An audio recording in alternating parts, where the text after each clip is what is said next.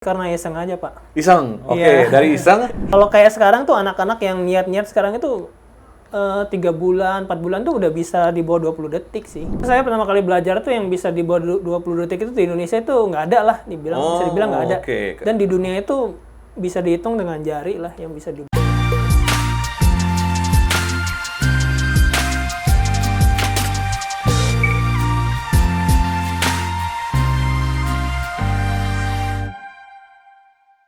Halo, selamat siang semuanya. Jumpa kembali dengan saya, dengan Halim, di channel YouTube @forex by Halim. Dan pada kesempatan hari ini kita akan berbincang-bincang dengan salah satu expert Rubik ya, yang sudah sangat terkenal di Indonesia, merupakan salah satu pemegang rekor muri untuk kategori pembuat Rubik tercepat.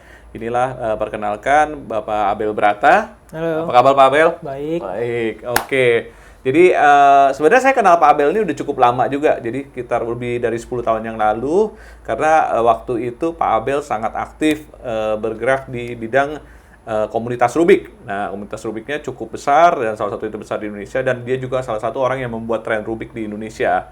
Nah, mungkin boleh cerita sedikit nih Pak Abel, latar belakang kenapa tertarik dengan Rubik gitu ya?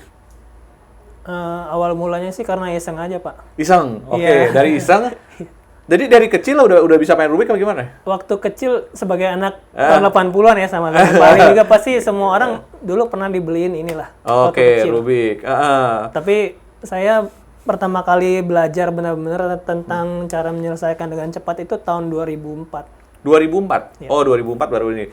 Tapi Pak Abel sendiri dulu sebenarnya waktu kuliah gitu, waktu sekolah dan kuliah itu udah mulai main Rubik apa belakangan justru? Waktu kuliah itu semester terakhir sih. Semester terakhir? Oh, baru mengenal Rubik dan baru mulai Rubik. Berarti sebenarnya waktu dari mengenal Rubik hingga expertnya itu cepet ya, Pak ya? Lumayan cepet ya? Untuk expert seberapa apa dulu yang dibilang expert sih? Kecepatan.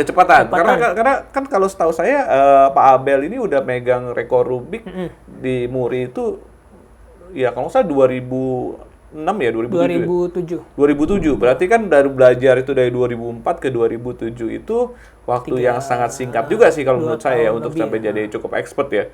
Apalagi kan yang main Rubik kan bukan Pak Abel doang kan, banyak kan komunitas kan. Sebenarnya kalau dibilang cepat enggak sih, dulu itu saya termasuk lambat sih. Awal-awal lambat malah. Karena belum ada saingan. Belum ada saingan. Oh, jujur aja sih. Di ukurannya dulu karena nggak ada saingan jadi lambat ya. Nggak ada patokan sih. Nggak ada patokan ya. Kalau kayak sekarang tuh anak-anak yang niat-niat sekarang itu 3 bulan, 4 bulan tuh udah bisa di bawah 20 detik sih. Masa? Oh gitu. Kenapa?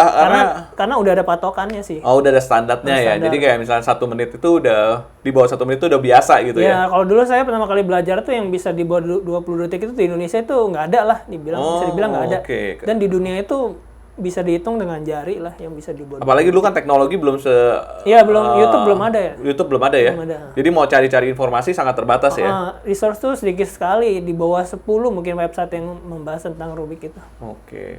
Nah, sebenarnya kalau tanya soal ini nih, talenta gitu. Rubik itu harus punya talenta apa sebenarnya ini bisa dipelajari dengan apa bagaimana? Apa ada rumus atau enggak? Sebenarnya kalau dibilang talenta, Rubik ini skill sih. Skill? Sama seperti semua skill yang lain. Oh, misalnya semua bisa dipelajarin. Oh, kayak orang main piano gitu, main musik gitu talent ya. tentu aja ada. Talent itu? Karena tiap orang kan dilahirkan dengan kondisi yang berbeda-beda ya. Oh, misalnya dari segi pemahaman dia lebih cepat ya. Misalnya pemahaman ruang. Kan ada menurut Gartner tuh kalau nggak salah ada 7. Dulu ada 7 kecerdasan ya. Sekarang ada 9. Oh, udah nambah. Multiple intelligence ya. Oh. Kayak kecerdasan. Kalau di tes IQ kan ada pemahaman ruang, pemahaman ruang atau visual spasial, kemudian ada linguistik, matematis, yang gitu-gitu kan ada. Oh, jadi kemampuan orang untuk beradaptasi itu menentukan juga cepatnya untuk belajar ini. Iya, kecepatan untuk belajar. Nah, belajar. Setahu saya Pak Abel juga selain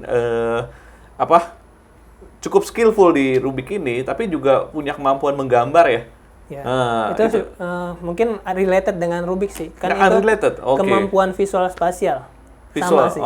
Ada relationnya juga ya. Karena ya kan kalau kita ngelihat ini terus kita nyusun sendiri dengan buku, dengan teknis pasti bisa ya. Cuman kalau untuk melatih sampai cepat dan membaca itu sama kayak mungkin kita main catur kali ya, memikirkan beberapa langkah ke depannya ya, karena Iya. udah terbiasa juga ya, jadi lama-lama. Pemahaman ruang sih. Tapi kalau menurut ini, apakah semua orang pasti bisa gitu, jadi cepet di bawah 1 menit? Pasti bisa, cuman Pasti ukuran waktunya mungkin berbeda-beda sesuai dengan bakat yang mereka miliki. Oh iya.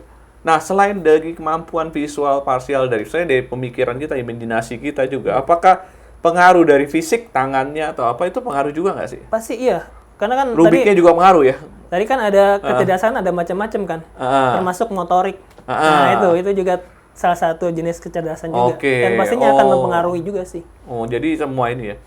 Oh ya, Pak Abel kan setahu saya juga mengarang buku ya, Pak ya, tentang Rubik ya. Bukunya boleh ceritakan sedikit tentang apa? Tahun berapa itu? Tahun 2010 sih menulis buku tentang Rubik. Ada 3 judul buku. Apa aja tuh, Pak? Yang pertama, Langkah Mudah Menjadi Master Rubik. Langkah Mudah Menjadi Master Rubik. Kemudian diikutin karena kan sampai dicetak ulang waktu itu kan diikutin, diterbit lagi, saya bikin lagi buku Kitab Sakti Master Rubik. Kitab itu Sakti Master yang Rubik. paling tebel, sekitar 200-an halaman. Oh, itu apa aja tuh isinya? Dari 2x2, 3x3, Rubik yang 3x3. Variasi ya, variasi Rubik ya. Orang Rubik standar ini kan 3x3 ya biasanya. Sampai piraming ada, kemudian sampai 7x7 ya, 4x5, 7x7. Buku yang ketiga tentang?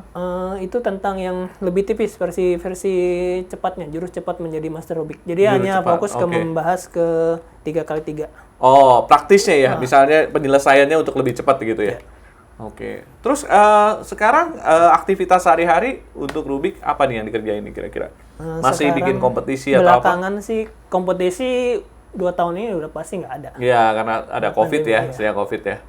Terakhir sih saya menggarap ini sih. Project ya? NFT. Saya dengar ya project. Jadi karena sekarang ada istilah NFT atau non-fungible token, di mana di sana banyak art ya, art yang dijadikan NFT. Nah, Pak Abel juga kebetulan kemampuan skillnya ingin bikin project sendiri ya, project NFT sendiri ya salah satunya ya, dengan Rubik ini. Nah, ini merupakan salah satu contoh lukisan yang di crop ini dari bentuk dari Rubik, tapi ini adalah bentuk visualnya aja ya, fotonya aja. Dan kita juga ada bikin aslinya tuh.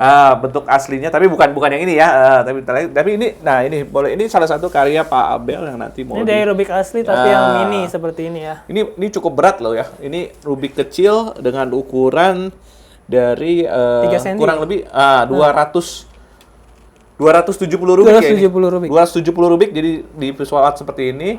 Coba diangkat. Oke, mungkin diangkat sedikit ya, lebih kelihatan ya. Oke, jadi ini kalau perhatikan lebih detail, mungkin kalau dari jauh ini kelihatannya gambar. Kalau diperhatikan lebih detail, ini merupakan kumpulan Rubik ya, yang disusun sedemikian rupa. Dan berapa lama ini pekerjaannya, Pak, kurang lebih?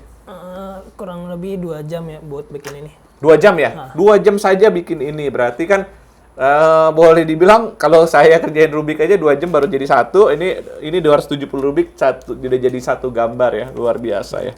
Oke, taruh di sini aja kali ya. Oke.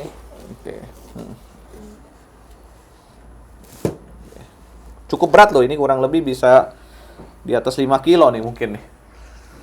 Oke, Pak, sebelum membahas lebih jauh tentang NFT ya misalnya, kira-kira sebenarnya tujuan dari untuk membuat NFT ini apakah terbatas di Rubik aja, apa mungkin nanti ada di skill-skill lain mungkin rencana planningnya?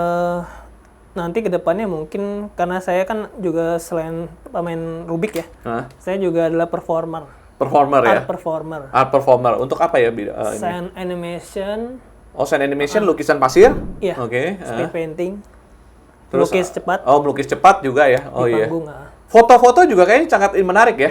Foto ada, saya jual sebagai NFT juga. Nah, karena saya adalah seorang fotografer juga. Iya, jadi multi talenta ya, bisa main Rubik, fotografer, lukis juga bisa. Dan kalau mau lihat lebih jauh tentang Pak Abel sendiri, karya-karyanya bisa lihat di channel YouTube-nya Pak Abel ya. Apa namanya, Pak? Abel Brata. Abel Brata ya, cukup di search saja Abel Brata, akan banyak sekali di sana. Juga hasil-hasil fotonya banyak di share di mana, Pak? Dijual di mana kemarin saya? Foto sih saya biasanya portfolio di Instagram, atau kalau mau lihat portfolio saya ada website abelbrata.com. Abelbrata.com itu ada portofolionya lebih komplit lagi. Karena foto-fotonya Abel Brata juga cukup unik ya, bukan foto biasa aja. Kemarin ada ditampilkan juga dengan drone ya. Ya, ada drone ya. Bikin yang 3D ya. Lebih variatif lah kalau kita bilang. Oh iya Pak, nanti dengan NFT ini mudah-mudahan bisa jalan sukses ya Pak ya. Ini lagi dirancang ya prosesnya ya. Lagi dirancang, semoga lancar semuanya. Jadi kita selain nanti kita juga rencana kerjasama dengan mungkin artis-artis lokal sih. Nah, Atau jadi selebritis lokal. untuk sekarang ini masih satu gambar awam, nanti mungkin dengan artis-artis lokal. Jadi nanti kalau setahu saya mungkin Pak Abel nanti ada sertifikatnya juga ya untuk itu ya. Iya. Nah, oke, mudah-mudahan sukses ya Pak Abel. Sebelum menutup talk show kita, mungkin kita mau saksikan dulu kemampuan Pak Abel untuk mengerjakan Rubik. Saya coba acak-acak dulu ya Pak Abel ya. Masih mampu nggak nih dulu nih? Kemampuan yang 10 tahun lalu pernah jadi pemegang rekor muri waktu itu ya Pak ya? Iya. Dengan berapa detik Pak waktu itu? 19,33. Catatan murinya 19,33 detik 2007 sih. 2007. Berarti 19,33 ya. Itu ya belum terlalu bagus sih waktu itu ya. Belum terlalu bagus. Udah lumayan, tapi belakangan sekarang untuk megang rekor ini muri berapa Pak kira-kira? Muri sih nggak ada sih, nggak ada yang nyetak muri lagi. Oh, nggak ada yang nyetak muri lagi, tapi udah skalanya udah world record ya. Kita sekarang kalau pemain Rubik acuannya ke World Cube Association. World Cube Association atau WCA ya. Nah. Oke. Nah, ya Kak, kita coba tes dulu ya, kira-kira ini bisa dipelajari dulu. Biasanya kalau menyelesaikan Rubik itu caranya begini, jadi si performer menyentuh dulu Rubiknya, dia mencoba mempelajari pola-pola Rubiknya dulu, kira-kira akan dikerjakan seperti apa, dan kemudian pada saat dia mulai memegang Rubik, ya berarti lah pada saat itu juga waktu itu dihitung. Nah biasanya kan ada alat untuk menghitungnya, tapi karena kita nggak bawa alat hitungnya, kita coba bantuan dari teman saya. Ya ini kita mulai dengan detik pertama. Silakan Pak Abel. 1, 2, 3. Oke. Masuki detik ketiga sekarang kalau saya lihat. 10 detik.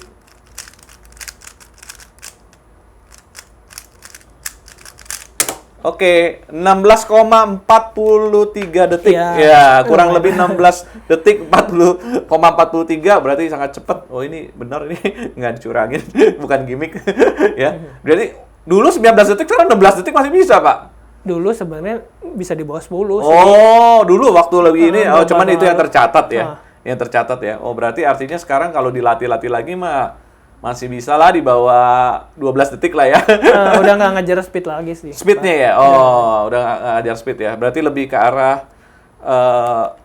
pemikirannya bukan soal ini ya, udah lebih luas ya daripada adu kecepatan. Karena kalau ini sekarang. NFT-nya ya.